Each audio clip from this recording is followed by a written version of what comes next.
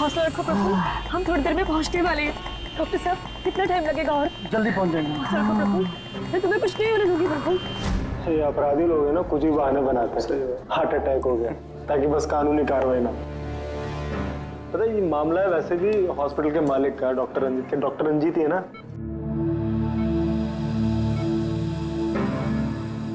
Don't worry Sushila ji, operation के बाद दोनों ब्लॉकेजेस निकल जाएंगे। रंजीत जी, सिगरेट मंगवाऊं आपके लिए? देखिए, आपको मुझे वादा करना पड़ेगा कि इस ऑपरेशन के बाद आप सिगरेट पीना बिल्कुल छोड़ देंगे। Very good. डॉक्टर साहब देखिए ना, इन्हें सांस नहीं आ रही है। प्रफुल्ल मैं तुम्हें कुछ नहीं होने दूंगी, मैं हूं ना। हम बस थोड़ी देर में पहुंचने वाले हॉस्पिटल। प्रफुल्ल सब कुछ ठीक हो जाएगा, मैं हूं ना। डॉक्टर साहब जल्दी करिए।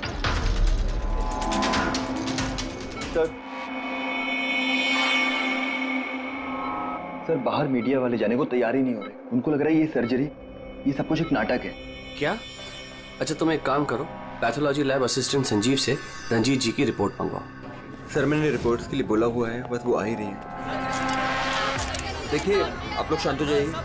ये डॉक्टर कमलेश है और यही डॉक्टर रंजीत का ऑपरेशन करने वाले। डॉक्टर कमलेश, क्या ये हार्ट अटैक असली है या फिर इंक्वायरी से बचने का कोई नाटक? देखिए, मैंने डॉक्टर रंजीत को खुद चेक किया है। उनकी हालत बहुत ही नाजुक है। अगर उनका ऑपरेशन ऐन वक्त पे नहीं हुआ तो उनका बचना नामुमकिन। You understand that? लेकिन ऑर्गन ट्रांसप्लांट रैकेट में नाम आने के बाद ही ये हार्ट अटैक आया। तो ये कोई महज इत्तेफाक तो नहीं हो सकता। देखिए, हार्ट अटैक उस केस से पहले आया या उस केस के बाद में, ये मैं नहीं जानता। मैं बस इतना जानता हूँ कि यहाँ पे कोई नाटक, कोई ड्रामा नहीं चल रहा है। हम तो ये भी जानते हैं कि कई सालों से आप मिस्टर रंजीत के दोस्त भी हैं। आप लोग क्या कहने की कोशिश कर रहे हैं? हाँ, मिस्टर रंजीत और हम दोस्त हैं, करेक्ट। लेकिन मिस्टर रंजीत अगर किसी रैकेट में शामिल है या नहीं है तो उससे मेरा कोई लेना देना नहीं है। मैं बस इतना जानता हूँ कि यहाँ पर कोई नाटक नहीं चल रहा है, कोई ड्रामा नहीं चल रहा है। सर ये लीजिए। लाइए, ये देखिए, ये है उस बात का सबूत। ये है उनका लिपिड प्रोफाइल टेस्ट। देखिए, ये उनके कोलेस्ट्रॉल कप के बढ़ते लेवल्स, ये उनके ट्राइग्लिसराइड्स। देखिए, ये है उनके दिल का स्कैन। ये देखिए, यहाँ पे साफ साफ दिख रहा है कि उनके जो दो मेन आर्टरीज है वो लगभग पूरी तरह से ब्लॉक्ड हैं। उनका साफ होना बहुत जरूरी है। मैं बस वही करने की कोशिश कर रहा हूँ। कल सुबह उनका ऑपरेशन है और आप लोगों को जो भी सवाल पूछते हैं ना, उनके ऑपरेशन के बाद, उनके होश में आने के बाद उनसे पूछ ली। Thank you very much.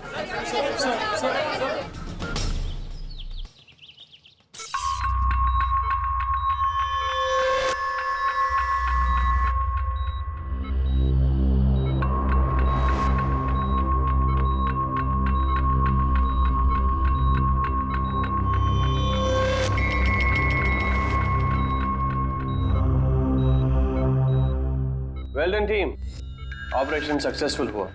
अब सारे ब्लॉकेजेस क्लियर हैं और अब ये खतरे से भी बाहर है। विनीत, ड्रेसिंग में।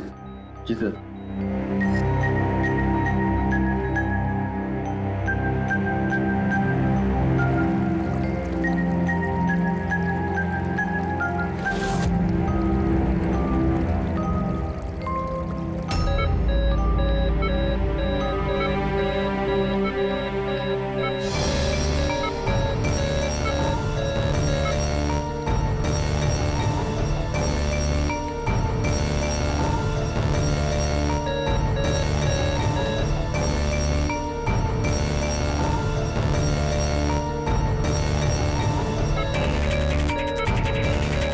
सर इन्हें हार्ट अटैक आया है।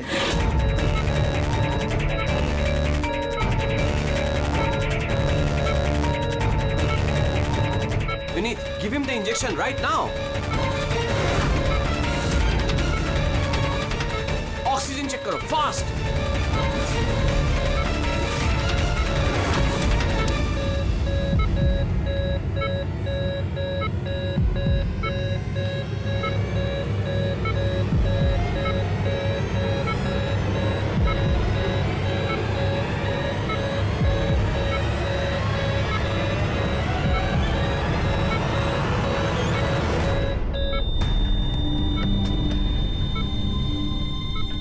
ये कैसे हो गया?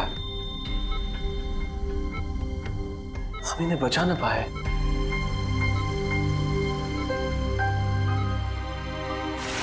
मौत नहीं ऑफिसर, मर्डर हुआ है।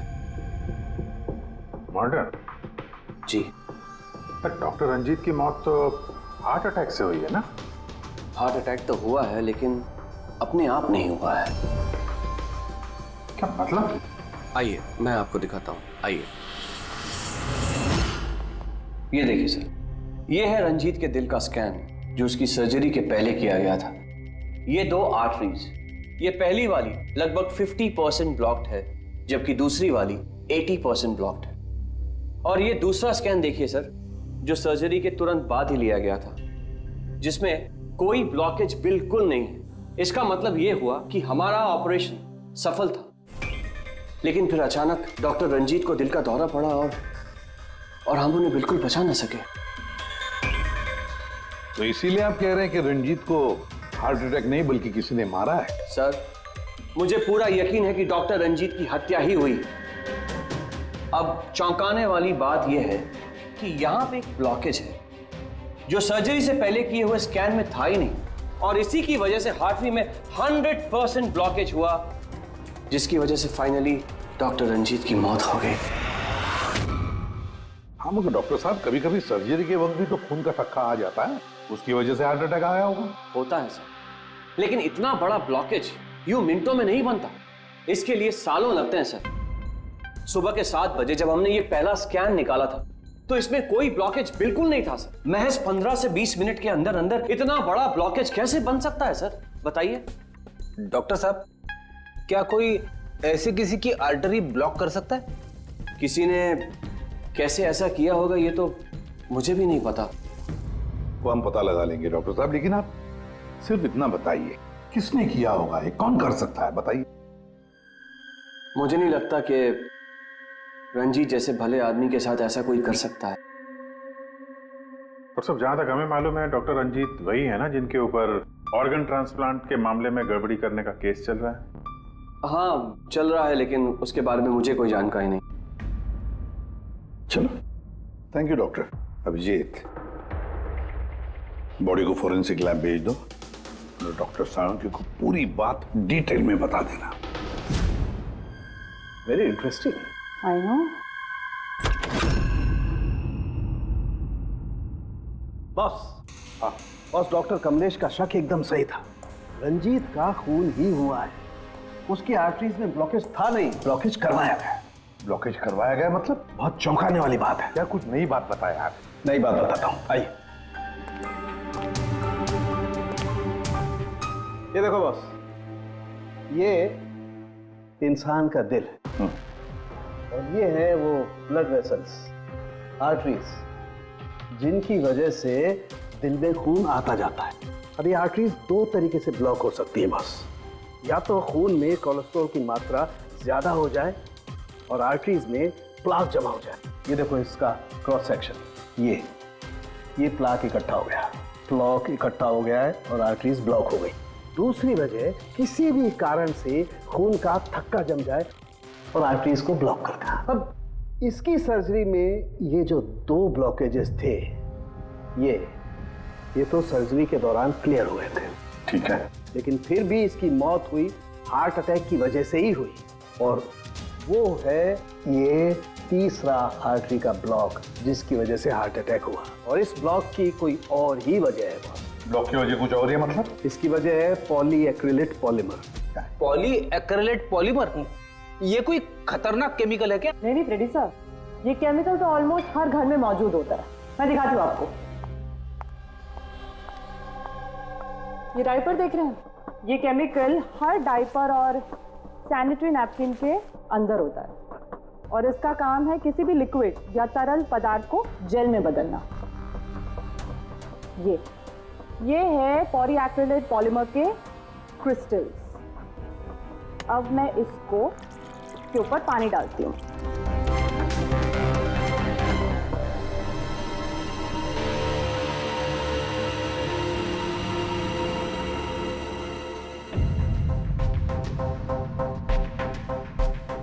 अरे ये तो जेल बन गया। तारिका जी, ये कोई जादू है क्या? जादू नहीं फ्रेडी, साइंस। बॉस, इस केमिकल को वाटर लॉक भी कहते हैं। ये अपने से कई 100 गुना ज्यादा पानी को या किसी भी लिक्विड को अपने अंदर सोख लेता है। अच्छा, तो इसीलिए ये डायपर्स और सैनिटरी नैपकिन में इस्तेमाल होता है। और सर, रंजीत के आर्टरी के ऑटोप्सी में यही केमिकल मिला है। बॉस, ये केमिकल अपने आप तो उसकी आर्टरी में पहुंचेगा नहीं। हाँ, सर्जरी के वक्त ही गया होगा। ये केमिकल पॉलीएक्रिलेट पॉलीमर, जिसकी वजह से उसका खून जेल में बदल गया और उसने आर्टरी को ब्लॉक कर दिया और उसकी मौत हो गई। मगर नहीं, ऐसे नहीं हो सकता है साळुंखे। सर्जरी के वक्त ये पॉलीएक्रिलेट पॉलीमर उसके शरीर में डाला नहीं गया। अगर वैसे होता तो उसी वक्त, सर्जरी के वक्त, उसका खून जेल में बदल जाता, ब्लॉकेज हो जाता और उसकी मौत हो जाती तुरंत। सर्जरी 2 घंटे तक चली और तो और सर्जरी कामयाब भी रही।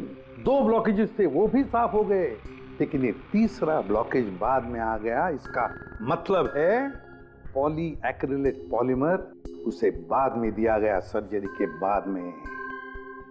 और ये तो डॉक्टर कमलेश की टीम में से ही कोई दे सकता है।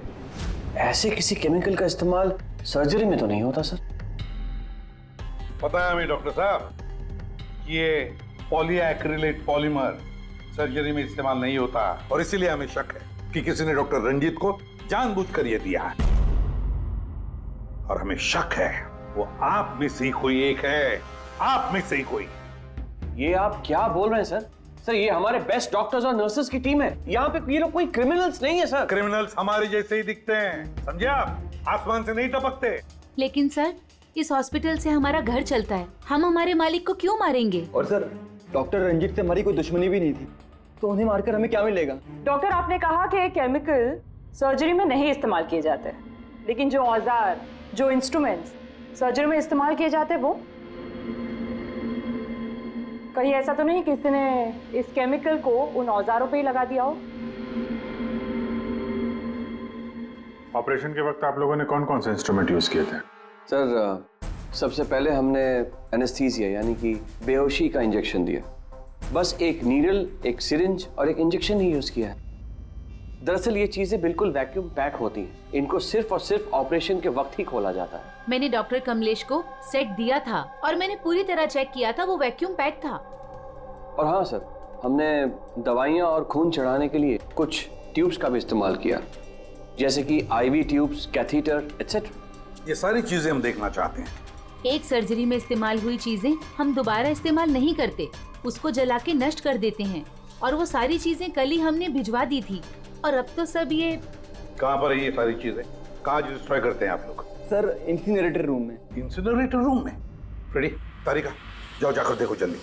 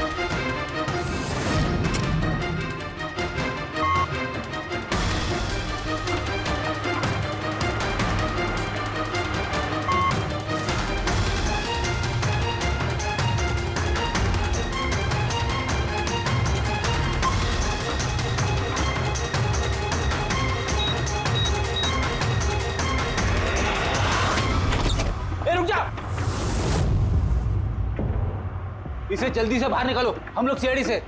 चलो निकालिए बाहर।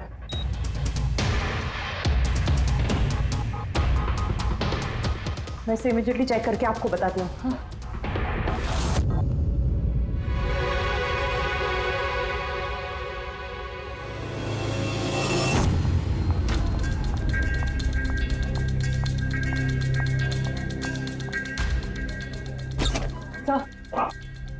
सर, एक IV ट्यूब, IV बैग और एक सेंट्रल लाइन में से मुझे पॉलीएक्रिलेट पॉलीमर के ट्रेसेस मिले हैं। क्या?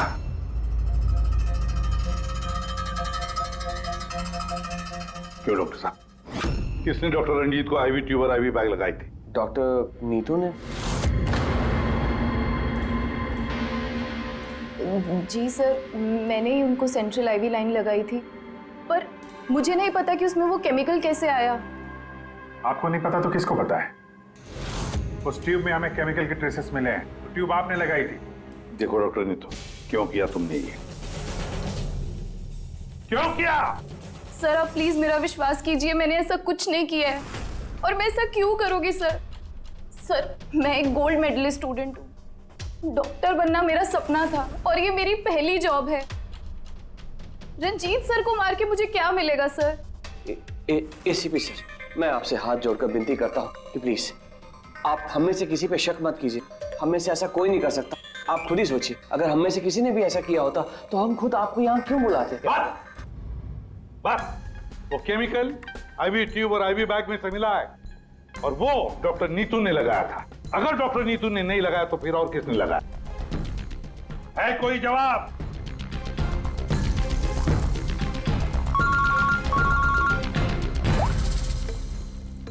आसान के क्या? या साउंड के अभी अभी तक तो तू ये कह रहा था कि पॉलीएक्रिलिक पॉलीमर से कोई भी लिक्विड कुछ ही सेकंडों में जेल में कन्वर्ट होता है। अब तू कह रहा है कि डॉक्टर रंजीत की सर्जरी से पहले उसे ये पॉलीमर दिया गया था। कैसे? ये कैसे हो सकता है? हाँ? बॉस, जब मैंने रंजीत की ऑटोप्सी को और बारीकी से चेक किया तो मुझे पॉलीएक्रिलेट पॉलीमर के अलावा एक और केमिकल भी मिला। और एक केमिकल मिला? कौन सा? जेलेटिन। जेलेटिन तो घुल गया है, लेकिन उसके ट्रेसेस अभी भी बाकी हैं बॉस। यार तू कहना क्या चाहता है? मुझे आश्चर्य इस बात का है कि जेलेटिन आखिर उसके खून में गया तो गया कैसे? जेलेटिन, ये कैप्सूल का खोल जेलेटिन का बना होता है जिसमें दवाई भरी जाती है, और ये कैप्सूल शरीर में तब तक नहीं घुलता है जब तक वो अपनी जरूरी जगह पर नहीं पहुंच जाए, क्योंकि इस जेलेटिन को घुलने में थोड़ा वक्त लगता है। ये देखो, ये जेलेटिन का कैप्सूल ये हमने पानी में डाला, अब इसे घुलने में थोड़ा वक्त लगेगा। तो मतलब सारंगी, तेरे कहने का मतलब है कि जिसने भी ये किया है उसने पॉलीएक्रिलेट पॉलीमर रंजीत के शरीर में इस कैप्सूल के जरिए डाल दिया। नहीं बॉस, कैप्सूल के जरिए नहीं, बल्कि उसने ये पॉलीएक्रिलेट पॉलीमर के छोटे छोटे क्रिस्टल्स को जेलेटिन में कोट कर दिया।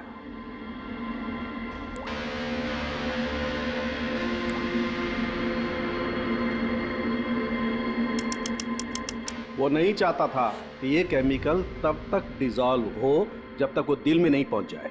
उसे सब कुछ पता था, जेलेटिन के घुलने का वक्त, केमिकल के दिल तक पहुंचने का वक्त, सब कुछ जानता था वो। इसीलिए उसने बहुत होशियारी के साथ ये प्लान बनाया और कामयाब भी हो गया। इसीलिए आपको लग रहा है कि ये काम ऑपरेशन थिएटर में नहीं हुआ है? हाँ सर, तो हमारे कैलकुलेशन के हिसाब से ये केमिकल सुबह 4 से 5 बजे के बीच रंजीत के आईवी ट्यूब या सेंट्रल लाइन में डाला गया था, जबकि ऑपरेशन हुआ 7 बजे। फिर पता लगाते हैं सुबह 4 और 5 बजे के बीच कौन गया था डॉक्टर रंजीत के रूम में। सर उस वक्त मैं घर पे था। और आपकी टीम? सर सुबह 6 बजे से पहले हम में से कोई हॉस्पिटल नहीं आया, और सुबह 6:30 बजे मेरी टीम सर्जरी के लिए रंजीत के वार्ड में गई। वैसे रंजीत ऑर्गन ट्रांसप्लांट के रैकेट में अपने फंसा था, तो जाहिर सी बात है कि उसके कुछ दुश्मन भी होंगे। तो ये सारा मामला इलीगल ऑर्गन ट्रांसप्लांट का ही है? हाँ? सर मुझे इसके बारे में तो ज्यादा जानकारी नहीं है, लेकिन लोगों ने कंप्लेन की है कि रंजीत ऑर्गन ट्रांसप्लांट की लिस्ट में धांधली किया करता था। सर कैसी लिस्ट? जब भी किसी मरीज को अपने शरीर का अंग बदलना होता, उसे जरूरत होती एक ऐसे डोनर की जिससे वो अंग लिया जा सके। कई बार ऐसे मरीज महीनों यहाँ तक कि सालों साल भी डोनर का इंतजार करते हैं। ऐसे मरीजों की एक लिस्ट होती है, और जैसे ही डोनर मिल जाता है उस लिस्ट के हिसाब से पहले और बाद में उन्हें वो अंग दे दिया जाता है। लेकिन लोगों की ये कंप्लेन रही है कि डॉक्टर रंजीत जरूरतमंद मरीजों को वो अंग न देकर अमीर और पैसे वाले मरीजों को भारी कीमत पर वो अंग बेच दिया करते थे। लेकिन इससे पहले कि इस केस का कोई भी निष्कर्ष निकल था, किसी ने डॉक्टर रंजीत को ही मार दिया। हॉस्पिटल में कल सुबह 4 और 5 बजे के बीच जितने भी लोग मौजूद थे उन सब से पूछताछ करते हैं। ऑपरेशन के पहले पूरे वक्त में उनके साथ थी। सर भाभी जी को कहीं जाना पड़ता था तो मैं और धर्म वहीं पे होते थे। रात को कौन था वहां पे? सर 12 बजे तक तो हम लोग भी थे, उसके बाद हम लोग चले गए थे। तो मैम रात को आप थी वहां पे? जी 4 से 5 बजे के बीच भी? जी हाँ, 4 और 5 के बीच में वही थी। इसे आप साबित क्या करना चाहते? मैंने मेरे पति को मारा है,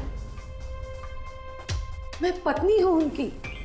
ऐसे समय में मैं उनके पास नहीं रहती तो कहाँ रहती? देखिए मैम, 4 से 5 बजे के बीच मिस्टर रंजीत की आईवी में वो केमिकल डाला गया, और अगर उस वक्त आप थी वहां पर तो जाहिर सी बात है कि आप ही ने किया। ये क्या कह रहे हैं आप? देखिए मेरे पति जैसे भी थे, वो उन पे कोई भी इल्जाम था, वो एक अच्छे पति थे, मेरे सब कुछ थे, और उन्हें मारने के लिए मेरे पास कोई वजह नहीं थी। देखिए, अगर आपने ये नहीं किया है तो जिसने भी ये किया है या जो भी 4 से 5 बजे के बीच वहां पर आया था, आपने उसे देखा तो होगा ही। मैंने घड़ी तो नहीं देखी थी, लेकिन लगभग उसी वक्त वार्ड में एक डॉक्टर आया था। मैं उनका चेहरा नहीं देख पाई क्योंकि चेहरे पर मास्क था। क्या हुआ डॉक्टर? सब ठीक है ना? इनका सीआरपी रिपोर्ट नॉर्मल है।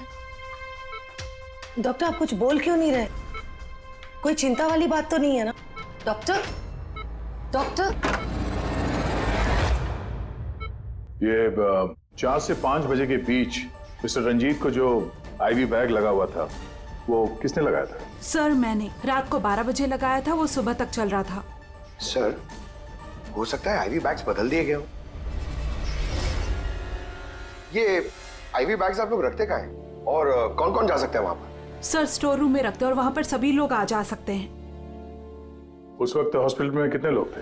सर बहुत सारे लोग थे, लेकिन रंजीत सर को जिस वार्ड में रखा गया था वो स्पेशल वार्ड था और वहां पर कोई आ नहीं सकता था। वो सिर्फ उसी मंजिल के लोग वहां पे जा सकते थे, जैसे कि पैथोलॉजी स्टाफ, नर्स, डॉक्टर्स और मरीज और उनके रिश्तेदार। और डॉक्टर तेज, आप ड्यूटी पर थे वहाँ?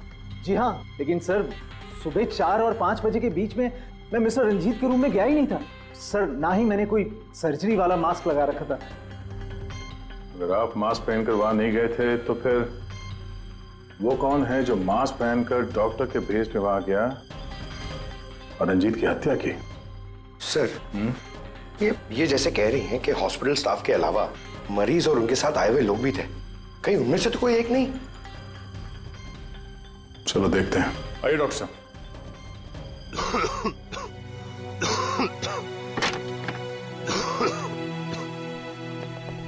सर इस वार्ड में वो मरीज हैं जो कल भी एडमिट थे।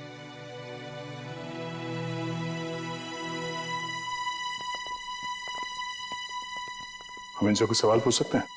पूछ सकते हैं सर, लेकिन इनमें से कोई भी ऐसा नहीं है जो खुद चलकर उस वार्ड तक जा सके। खुद नहीं जा सकता, लेकिन कोई तो होगा जिसने उस खूनी को देखा हो। सर इनमें से 2 मरीज ऐसे हैं जिनकी सर्जरी हुई और बाकी सब इस हालत में नहीं है कि उठकर इस वार्ड से बाहर निकले।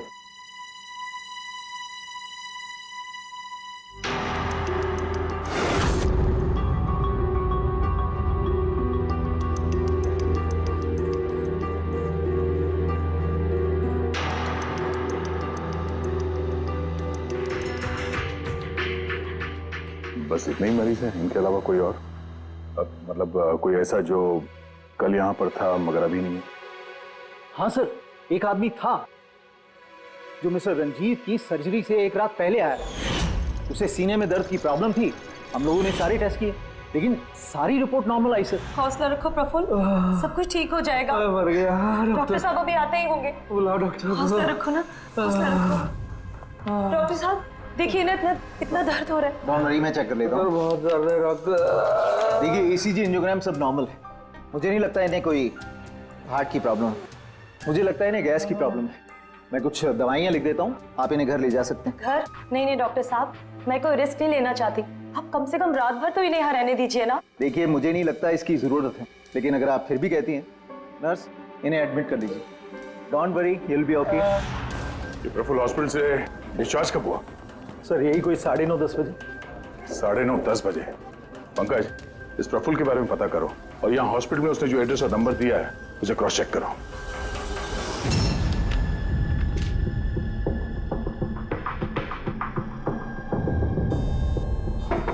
सर हाँ पंकज, प्रफुल्ल के बारे में कुछ पता चला? नहीं सर। नहीं सर, हॉस्पिटल में प्रफुल्ल ने जितनी भी डिटेल्स लिखाई थी सर, सब गलत थी। और प्लस उसने पेमेंट भी कैश में की थी सर। मगर ये वार्ड बॉय सर, ये वार्ड बॉय एम्बुलेंस में प्रफुल्ल को हॉस्पिटल लेके गया था सर। कहाँ से उठाया था उसको? मलाड से साहब, तो उसकी वाइफ को जानता हूँ मैं। वाइफ को जानते हो? कैसे? वो पीकॉक बार की 1 नंबर डांसर चेरी है। अच्छा। और मैं उसका फैन नंबर 1 साल से रेगुलर हर हफ्ते वहां जाता था, खाली उसी के वास्ते। अपने को वो कभी देखी ही नहीं। और उस दिन एम्बुलेंस में कितने प्यार से अपने पति का टेक केयर कर रही थी। कसम से जान जल रही थी मेरी। ये देखकर मेरा दिल टूट गया। तो रूपाली असल में पीकॉक बार की डांसर है सर, चेरी। रूपाली, पीकॉक बार की डांसर रूपाली। रूपाली उस चेरी। इस चेरी से जाकर मिलो, अच्छी तरह से पूछताछ करो।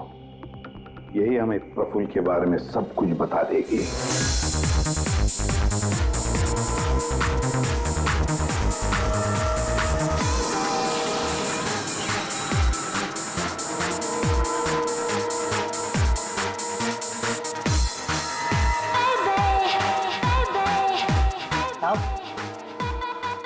अपनी चेरी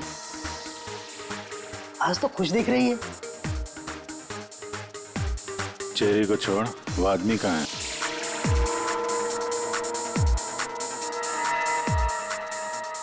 ये कहाँ जा रही है साहब?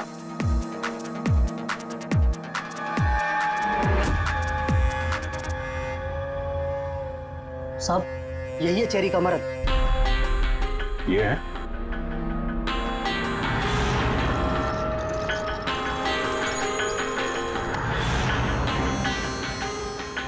दो दिन पहले इसको हार्ट अटैक आया था। यहाँ बैठ कर रोमांस कर रहा है।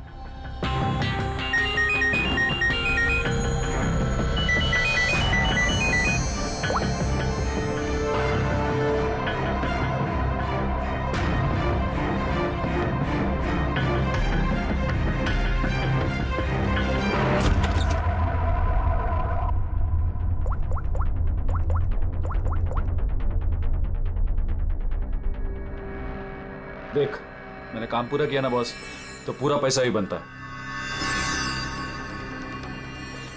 सुन सुन सुन सुन, तूने कहा उसको मार डाल, मैंने मार दिया। अभी कैसे किया, क्या किया, ये सब में घुसने का नहीं है।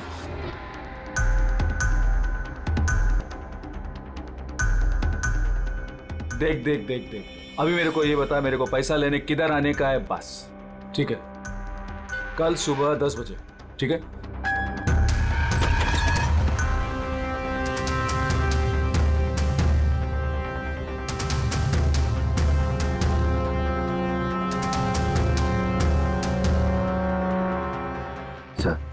इसने मान लिया कि खून इसी ने किया है सर। अपने बॉस से फोन पे बात कर रहा था कुछ पैसे की लेन देन के लिए, और कल सुबह उससे मिलने वाला है सर। अभी पकड़ लिए इसे? नहीं नहीं, अभी नहीं। ये अपने बॉस से मिलेगा और हम लोग भी मिल लेंगे इसके बॉस से। पता तो चले असली खिलाड़ी कौन है।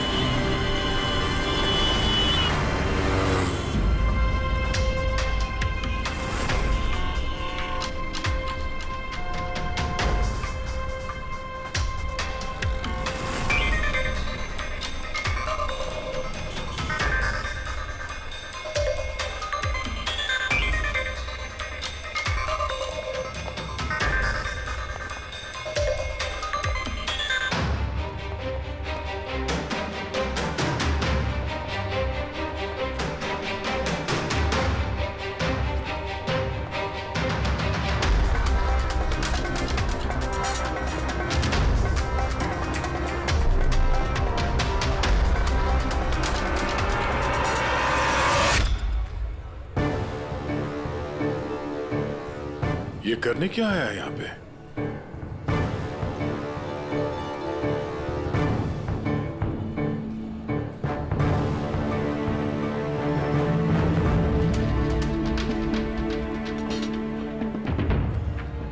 यहाँ क्या करना था?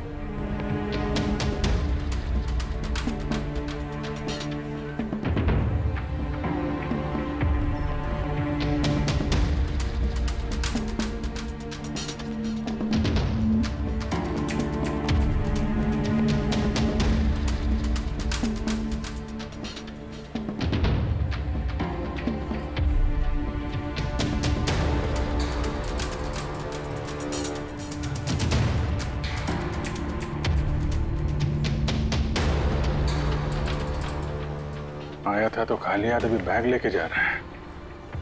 ये बॉस तो बहुत चालाक निकला है, इसको पकड़ते हैं। कौन हो तुम? अरे वो सब छोड़ो, पहले ये बैग इसे खोल के दिखाओ, क्या है इसमें? अरे सामान है मेरा, क्या करने का आप लोगों को? कौन है आप लोग? सीआईडी। सीआईडी? ये बता कि रंजीत को क्यों मारा तूने? हैं? किसके कहने पे मारा? सर मेरा रंजीत को कौन सा रंजीत सर? कौन सा रंजीत?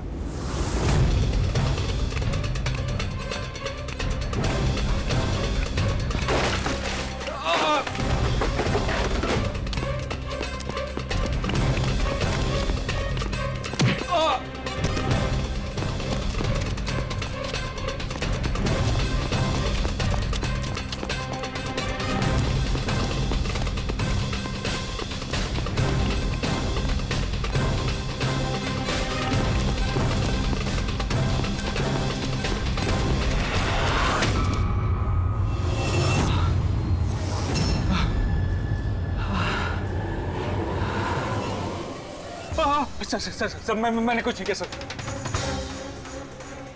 मैंने कुछ नहीं किया सर।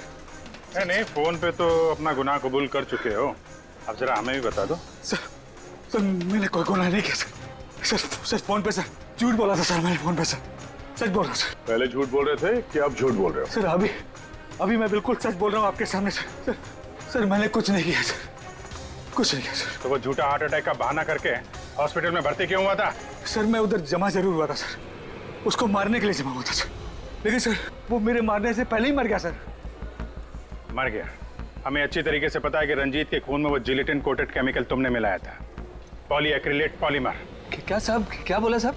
कौन सर क्या बोल रहे हो सर? इतनी बड़ा नाम अगर याद कर पाता सर तो मैं डॉक्टर नहीं बनाता सर। मैं ना सर 8वीं फेल हूँ सर, 8वीं फेल सर। ये किलोमीटर पॉली क्या बोल रहे हो साहब, मेरे को नहीं मालूम है सर। मैं उधर था, मौका मिलते ही मैं उसका गला बिला दबा के चाकू भी के अंदर करके उसको, लेकिन सर मौका ही नहीं मिला सर मौका ही नहीं मिला। वो भर्ती हो गया सर उधर, किधर जो चीर फाड़ क्या वो सर ऑपरेशन होता है ना कमरे में सर, वो उधर भर्ती हो गया सर। तो सुबह न्यूज आया सर, वो निकल लिया सर। सच बोल रहा हूँ सर, नहीं तो मेरी चेरी से पूछ लो सर। अच्छा, तो फिर ये इतने सारे पैसे और वो फोन कॉल? सर मेरे को एक आदमी ने फोन करके कहा वो मेरे को पैसा देगा, आधा काम होने से पहले पैसा देगा और आधा काम होने के बाद सर। लेकिन वो मेरे मारने से पहले ही सर खुद ही मर गया सर। वो तो मेरे को लगा सर काय को अपना नुकसान करूं मैं सर, मैंने पार्टी को झूठ बोला सर। झूठ? हाँ, हॉस्पिटल में 4 से 5 बजे के बीच रंजीत के कमरे में तुम ही गए थे ना, डॉक्टर के भेस में? सर गया था सर पूरी रात लोगों का आना जाना चालू था सर उधर। सुबह 4-5 बजे सर थोड़ा शांति माहौल हुआ सर, तो मैं डॉक्टर का वो इधर लगाते सर मास्क और कोट बीट पहन के सर गया सर। मैं जैसे ही इसको मारने वाला था ना उधर आंटी चक गई सर। क्या बात है डॉक्टर? मेरे को असली का डॉक्टर समझे, मेरे से सवाल जवाब करने लगा। मैं डर गया सर, मैं क्या जवाब देता सर उसको, तो मैं वहां से भाग गया। सच बोल रहा हूँ सर, मैं भाग गया वहां से। वो कॉन्ट्रैक्ट किसने दिया था तुझे? सर मेरे को उसका नाम पता नहीं मालूम है सर। कोई क्या सर प्राइवेट नंबर कुछ सर ऐसा किसी से फोन करता है सर। वो पहले भी उसने यही ऐसे ही पैसा दिया था सर, और ये वाला भी सर ऐसे ही जो सर। सच बोल रहा हूँ सर, सच बोल रहा हूँ सर। आप लोगों ने मुझे यहाँ पे क्यों बुलाया सर?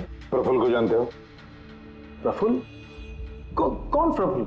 प्रफुल्ल? अरे हाँ, तुम तो उसे जानते नहीं, तुमने उसे कभी देखा भी नहीं, तुमने तो सिर्फ उसके साथ फोन पर ही बात की।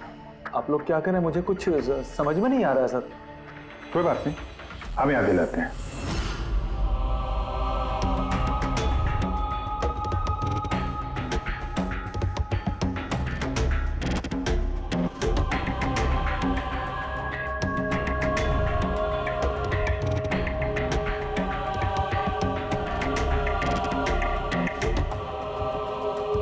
क्यों, अभी भी कुछ कहना है तुम्हें? तो गगन जी बताइए, अभी क्यों मारना चाहते थे तुम रंजीत को? बताओ जल्दी। सर रंजीत साहब के साथ उस किडनी रैकेट में मैं भी था। लेकिन सर धांधली मैंने नहीं की है सर, मैं तो सिर्फ रंजीत साहब को बड़ी बड़ी पार्टियां ला कर देता था, बाकी सब तो वही किया करते थे सर। जब ये केस हो गया तो मुझे पता था कि फंसने पर रंजीत साहब सारा दोष मेरे सर पे मढ़ देंगे। इसी से बचने के लिए मैंने रंजीत साहब को मारने का प्लान किया और इसीलिए मैंने प्रफुल्ल को कांटेक्ट किया। शर्म आनी चाहिए तुम्हें। पैसों की लालच में ऐसा घिनौना काम कर दिया। तुम्हें तो कड़ी से कड़ी सजा होगी, समझे? कड़ी से कड़ी सजा। ले जाओ इसे पंकज। सर हम तो घूम फिर के वहीं आ गए। प्रफुल्ल ने हमें बताया कि उसने रंजीत को नहीं मारा, तो फिर किसने किया होगा? ये प्रफुल्ल जरूर हमसे कुछ छुपा रहा है। कुछ तो छुपा रहा है ये प्रफुल्ल। तुम्हारी नजर हर वक्त उस कमरे पर थी, तो कुछ याद है कि उस रात उस कमरे में कौन गया था? या फिर सुबह 4 से 5 बजे के बीच उस कमरे में कौन गया था? साहब, उस रात रंजीत साहब के कमरे में बहुत सारे लोगों का आना जाना लगा था और मैं तो इस मौके का इंतजार कर रहा था कि कोई ना हो और मैं अपना काम। सब 4-5 बजे के बीच स्टाफ के सारे लोग चले गए।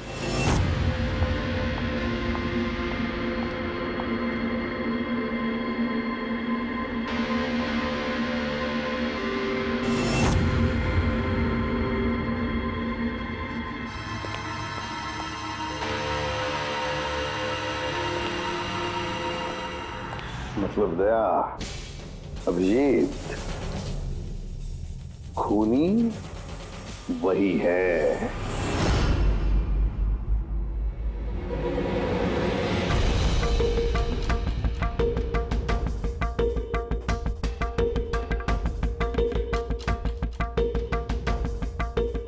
प्रफुल्ल,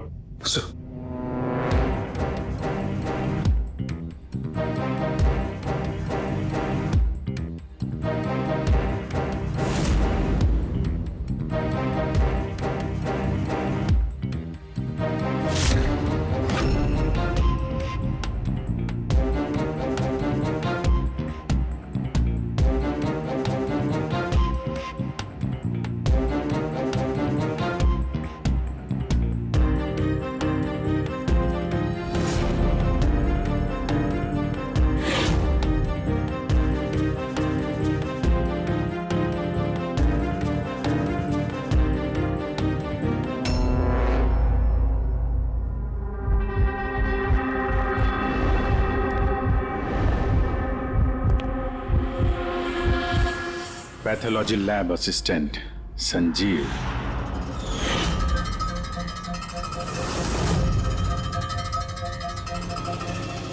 हैं सर? चलो।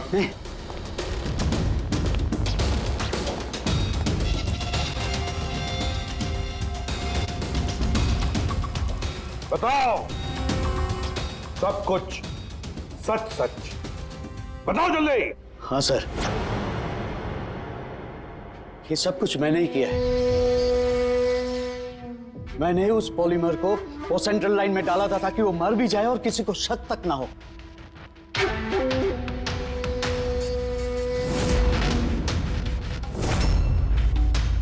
मैं तो चाहता था सर कि वो ऑपरेशन के दौरान ही मर जाए, लेकिन वो बाद में मरा है?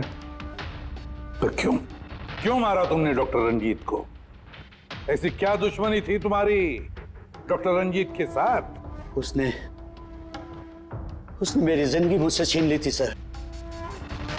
उसने मेरी बेटी को मार डाला था सर। बेटी को मार डाला था। क्या बकवास कर रहे हो? रंजीत कभी किसी का खून नहीं कर सकते। ऐसा मुझे भी लगा था। मैंने 15 साल इस अस्पताल में ईमानदारी से सेवा की और अचानक एक दिन मुझे पता चलता है कि मेरी बेटी का बॉडी ऑर्गन फेल हो गया है। उसकी जिंदगी के लिए नया बॉडी ऑर्गन का मिलना बहुत जरूरी था सर, और वो मिला भी। एक डोनर मिला सर, और कुछ ही दिनों में उससे नया बॉडी ऑर्गन डालने वाले थे।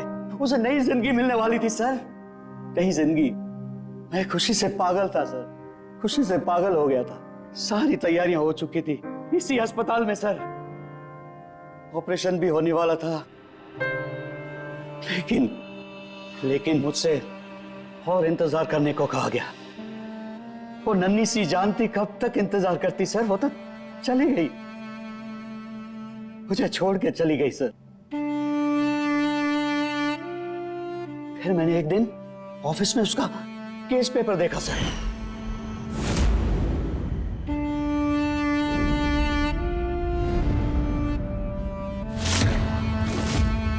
तो मुझे पता चला कि उसका बॉडी ऑर्गन तो मैच हो गया था सर, लेकिन मुझे झूठ कहा गया था कि मैच नहीं हो रहा है।